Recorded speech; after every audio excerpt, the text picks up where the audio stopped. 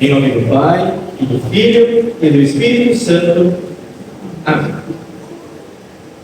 Queridos irmãos e irmãs em Cristo Jesus, existem momentos na vida da gente em que tudo parece um fim. Alguns dias parecem mais sombrios que outros. A gente se sente perdido, se sente desamparado, sem saber o que fazer. O povo de Israel também viveu uma realidade assim. E a profecia de Joel foi escrita em um cenário de devastação. Uma praga de gafanhotos havia destruído os campos. A economia estava em colapso. E havia um sentimento generalizado de juízo e desamparo. Era como se Deus estivesse em silêncio, apático, distante. E então Joel chama o povo ao arrependimento, ao jejum, a voltar ao Senhor.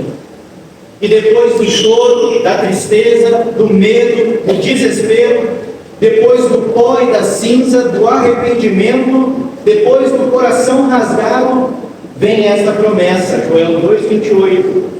E acontecerá que depois disso, dessa tristeza, desse sofrimento, desse sentimento de abandono, desse medo, depois disso, derramarei o meu Espírito sobre toda a humanidade. Queridos irmãos e irmãs, o depois disso é uma expressão carregada de esperança. Depois da seca virá a chuva, depois da dor, o consolo, depois da culpa, o perdão, depois da cruz, a ressurreição, depois da ascensão, o Pentecostes. E é esse tempo de Pentecostes que nós vivemos não apenas hoje, mas até a volta do Senhor Jesus, porque esse tempo chegou e continua a chegar para cada um de nós. Porque o Pentecostes é o cumprimento da promessa de Jesus aos seus discípulos.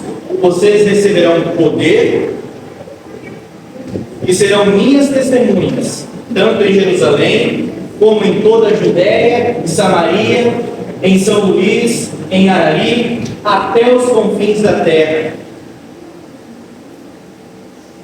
O texto de Atos 2 nos diz que 50 dias após a Páscoa, daí Pentecostes, 50 dias após a Páscoa, estavam todos reunidos no mesmo lugar e de repente, do nada, veio do céu um som como de um vento impetuoso e apareceram distribuídas entre eles línguas como de fogo e todos ficaram cheios do Espírito Santo.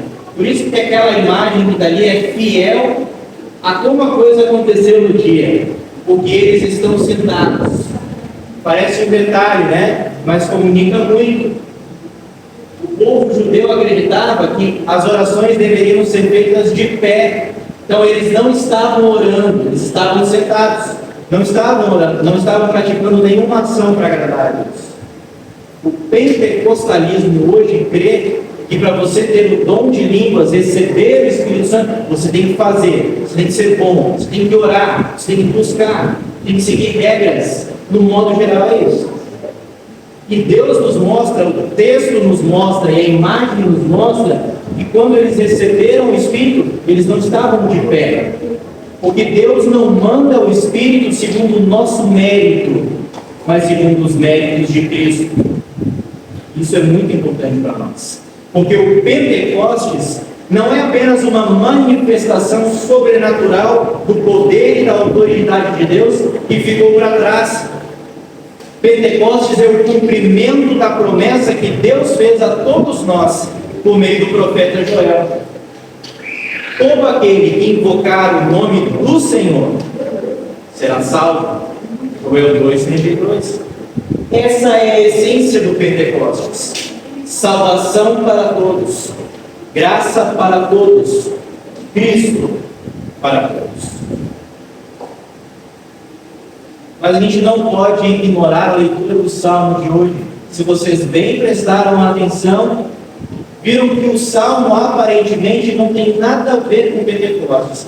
Porque o Pentecostes é uma festa. Antes de Jesus, era celebrado no Antigo Testamento como a festa da colheita. Depois de Jesus, é celebrado como o envio do Espírito. E Pentecostes é júbilo, por isso a cor vermelha. A cor vermelha na igreja, nos paramentos, é sempre de festa, de júbilo. Por isso que no culto dos 100 anos da GEL foi vermelho. Por isso que no culto de aniversário da congregação é vermelho. Por isso que no culto da minha ordenação lá no Espírito Santo foi vermelho. Por isso que no culto da minha instalação aqui no dia 20 de março de 2022 foi vermelho, porque a igreja estava em festa. Mas o Salmo não fala de festa, muito pelo contrário. O Salmo 143 não é uma celebração barulhenta, não é um canto de vitória, não é um grito de júbilo. O Salmo 143 é um clamor, é um lamento, é uma oração feita por alguém que está exausto e com o coração despedaçado, alguém que está escondido, temendo pela própria vida. Alguém que olha para trás e sente saudade dos dias do passado, dias que eram bons, mas que não voltam mais. Alguém que olha para dentro e vê apenas fragilidade. Porque esse alguém é Davi. Essa é uma oração de Davi, provavelmente escrita durante os dias mais sombrios de sua vida, quando ele estava sendo perseguido talvez por Saul, ou por seu próprio filho, Absalão. E por mais estranho que isso possa parecer, queridos irmãos e irmãs, por mais estranho que possa parecer que o Salmo 143 não deveria estar onde ele está, o Salmo 143, sendo exatamente do jeito que é perfeito para o dia de Pentecostes, para a festa de Pentecostes. Porque o Pentecostes, antes de mais nada, antes de qualquer coisa, não é apenas sobre fogo, sobre vento, sobre milagres, sobre o agir sobrenatural de Deus. Antes de qualquer coisa, Pentecostes é sobre consolo. É sobre o Espírito Santo vindo ao nosso encontro, não como uma força abstrata, como um sentimento vago, como uma energia mística ou uma experiência visivelmente sobrenatural. Como ensinam as nossas confissões, o Espírito não traz uma nova revelação de Cristo. Ele não atua fora da palavra, não atua à parte do Verbo que se fez carne e habitou entre nós, cheio de graça e piedade. Porque o Espírito Santo atua através dos meios da graça, palavra e sacramentos. É na palavra e no sacramento que Deus derrama sobre nós, sempre de novo, o seu Espírito, perdoando pecados e fortalecendo. Talvez alguém que esteja no culto de domingo, quando ficou sabendo que eu vi a mesma mensagem antes, pode ter pensado, se eu soubesse, não tinha vindo para a igreja, já vi esse culto, né? Pecado. Porque a palavra de Deus continua sendo anunciada e a ceia do Senhor será servida todas as vezes que comerdes este pão e beberes este cálice. Todas as oportunidades, não despreze, aproveite, não ignore, aproveite, busque o Senhor enquanto Ele ainda pode ser encontrado. Porque chegará o tempo e não haverá mais tempo, e aí não tem tempo. Vive o Lázaro. Tem jeito? Essa é a lei, e ela precisa ser pregada. Por isso, queridos irmãos e irmãs, a festa de Pentecostes celebra o Espírito Santo que foi derramado aos discípulos naquele dia, mas que também nos é dado ainda hoje. E como essa verdade é importante para nós, porque nós vivemos num mundo barulhento, com muitas vozes disputando a nossa atenção. Vivemos dias de confusão moral, de crise espiritual, de cansaço existencial. Muitas vezes nos sentimos ansiosos, inseguros, temerosos quanto ao futuro. Outras vezes nos sentimos como Davi, perseguido, não por exércitos, mas por nossas próprias ansiedades, oprimidos não por inimigos, mas por culpas antigas, enfermos não apenas no corpo, mas também na mente, na alma, no coração. Quem de nós não carrega uma dor no coração? Quem de nós não carrega um sentimento de arrependimento, uma ferida antiga que insiste em não cicatrizar? Quem de nós não é assombrado pelo passado, por aquilo que foi dito e que não precisava ou não deveria ter sido dito, ou por aquilo que não deveria ter sido, ou melhor, por aquilo que precisava ser dito e não foi dito, quando escolhemos nos omitir? Quem de nós não carrega uma vergonha, não carrega um medo? Quem de nós não sente a pressão social de ter que dar conta de tudo? Quem aqui muitas vezes não vive querendo agradar gente que não merece a nossa atenção, que não está nem aí para a gente? Então, queridos irmãos e irmãs, quando a gente falha em tentar ser aquilo que jamais conseguiremos, santos, perfeitos, super-heróis sem poderes especiais, nos frustramos, tendo que aceitar a realidade que nós não temos o controle sobre tudo e sobre todos. Quando finalmente entendemos que não conseguimos atender todas as demandas, simplesmente porque somos humanos, frágeis, dependentes, pecadores. E é nesse momento que o Pentecostes se apresenta para nós com relevância ainda hoje, porque é o Espírito Santo que está presente em nossas vidas e nos lembra das palavras de Jesus: deixo com vocês a minha paz, não lhes dou a paz como o mundo a dá, que o coração de vocês não fique angustiado, nem com medo.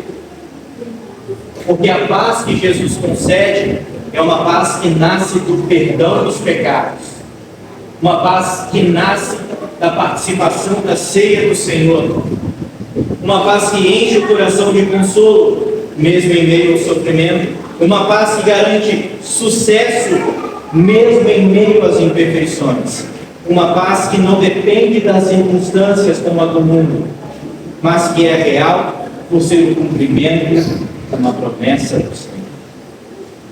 Queridos irmãos e irmãs, o Pentecostes não foi apenas um evento espetacular, e também não é apenas mais uma data festiva no calendário litúrgico. Pentecostes é uma celebração, a celebração da presença constante de Deus em nossas vidas. É a celebração daquele que é fiel em suas promessas. É a celebração daquele que está presente conosco todos os dias, até a consumação dos séculos. É verdade que nenhum de nós está isento de dores e sofrimentos nesta vida. Talvez nós não vamos enfrentar pragas de gafanhotos, mas a probabilidade de um colapso na economia é muito grande. E é certo que nós viveremos dias sombrios que nos farão questionar o aparente silêncio de Deus. Deixo com vocês a minha paz, não lhes dou a paz como o mundo dá. Essa é a promessa do Senhor para nós. É isso que Deus nos diz também através do profeta Joel. E acontecerá, depois disso, derramarei o meu espírito sobre toda a humanidade. E esse depois é agora para nós. O que foi profetizado por Joel se cumpriu em Atos e continua a se cumprir ainda hoje.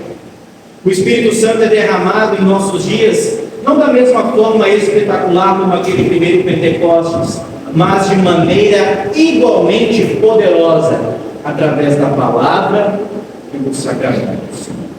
É por isso que o Pentecostes não é apenas mais uma comemoração do passado, é uma realidade presente, é sobre o Espírito Santo operando eficazmente através dos meios da graça.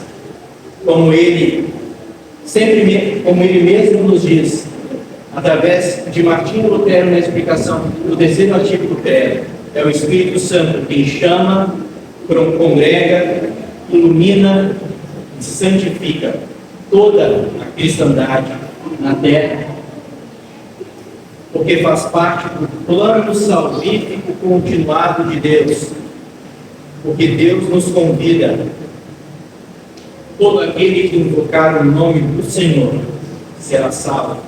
Nós não podemos invocar o nome do Senhor se Deus não operar em nossos corações a fé. E esse, queridos irmãos e irmãs, é o Evangelho puro e simples.